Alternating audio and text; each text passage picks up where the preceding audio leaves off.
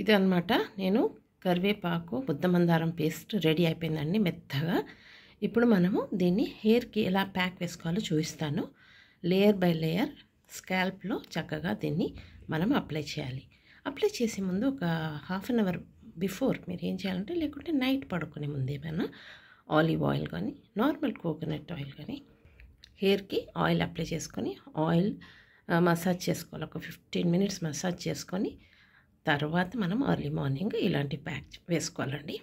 So ఈ pack వేసుకోవడం వల్ల మనకు హెయిర్ ఫాల్ కాకుండా జుట్టు చాలా ఒత్తుగా పొడుగా పెరుగుతుంది. But time తీసుకుంటుందండి. 1 నెల కాదు, 2 నెలలు కాదు, ఇది ఒక 6 మంత్స్ కంటిన్యూ చేయాలి.